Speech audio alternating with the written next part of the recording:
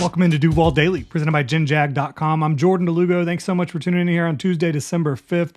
Obviously, Jaguars coming off a heartbreaking overtime loss in Jacksonville to the Cincinnati Bengals, falling to 8-4. They are still atop the AFC South there in fourth place in the AFC as a whole right now. But did want to get into some injury updates. The Jaguars, they had myriad injuries last night to deal with, including the Trevor Lawrence ankle injury. We're going to dive into all that stuff right now. If you enjoy the content, though, please like, subscribe, hit that notification bell. Check out genjag.com/shop, pick up some Duval gear. So keep in mind, all this stuff right now is extremely fresh. It has happened less than 24 hours ago. So any of these injury updates, subject to change, over the next few days. Now, looking at Trevor Lawrence, right high ankle sprain. Doug Peterson says we will see where he is in a couple days. He has not been ruled out for week 14 at Cleveland. So will it be Trevor Lawrence? Will it be CJ Beathard? We're not sure at this point. Beathard will get practice time this week, though, obviously, as Trevor Lawrence tries to heal up quickly with that high ankle sprain. CJ Beathard played fairly well last night in Trevor Lawrence's stead. Hard to imagine that Trevor is able to suit up just a few days after what happened last night. Again, it's a little bit of a short week coming off Monday Night Football. Doug says he wants Trevor Lawrence and any player that is going to go back out on the field to be 100% before they do get back out there. And Doug Peterson also said that there have been no discussions about adding a veteran quarterback for competition. Specifically was asked about Nick Foles by Mike DiRocco of ESPN, said again that they have not had any discussions about that at this point. Now, obviously, Trevor Lawrence is expected to be back at some point during the regular season with the high ankle sprain. There's 5 weeks left, 5 games left. You hope you can get him back out there and 100% prior to the start of the playoffs or the end of the regular season, because at this point, nothing is guaranteed for the Jaguars. They do have a favorable schedule moving forward, but with a backup quarterback in the lineup, you don't know exactly how that's going to play out. Obviously, they do have the Ravens, a very tough team, and they're going to have to be in some dogfights here. And again, you don't know when Trevor Lawrence will be available. Will it be this weekend? Seems unlikely, but it hasn't been ruled out. Will it be against the Ravens? Will it be 3 weeks from now? We just don't know how that's going to play out. But even worse news for the Jaguars, Christian Kirk has a core muscle injury. He will miss time. The Jaguars believe that he's going to need surgery on that core muscle injury. They're getting a second opinion, sending the x-rays and all that good stuff off to get a second opinion, but they do believe Christian Kirk will need surgery, which means he'll probably be out close to 2 months. So obviously he wouldn't be able to return unless the Jaguars make a deep playoff run.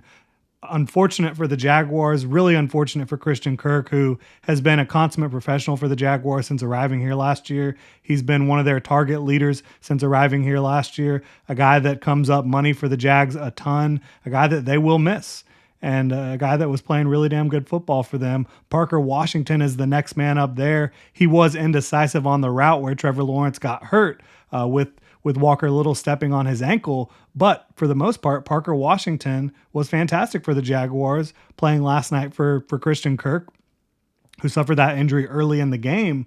Parker Washington, 6 catches, had the touchdown, bailing out Trevor Lawrence, who put a ball in harm's way. I thought he played really well overall, obviously outside of the indecisiveness on a choice route there.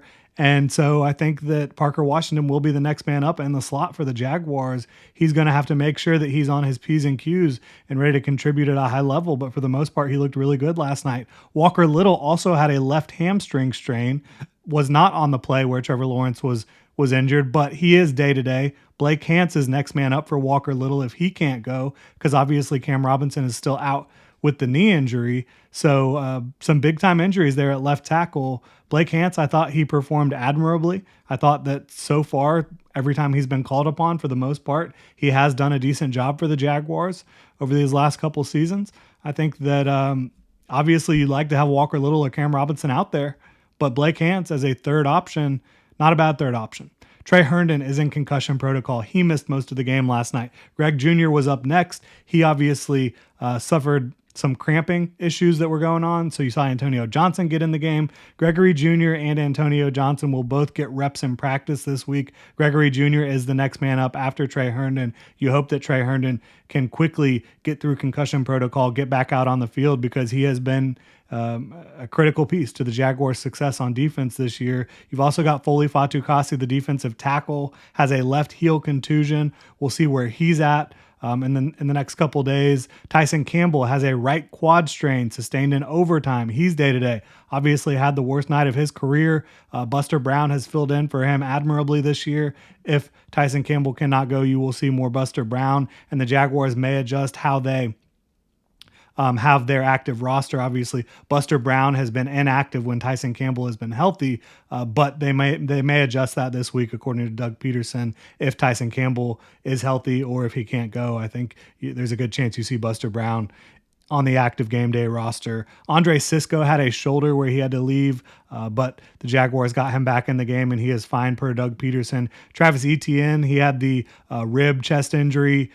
He came out clean, but the Jaguars do want to continue to get Dearness Johnson and Tank Bigsby more reps to lighten the load on Travis Etienne over the course of the next 5 games, getting ready for the playoffs. If the Jaguars can, in fact, make the playoffs, they are still atop the AFC South, as I mentioned, at 8-4. The Colts and Texans are both 7-5. They will not play either of those teams the rest of the way. They do have the Titans as their only division game left in 2023. 5 games left, big game against the Ravens in a couple weeks, but no game bigger than at Cleveland this weekend. The Browns are without their starting quarterback, but an extremely tough defense, a talented overall roster. They are well coached. We'll see how that plays out, but really appreciate y'all tuning in. Again, if you enjoy the content, please like, subscribe, hit that notification bell. Check out ginjag.com/shop and pick up some new Duval gear.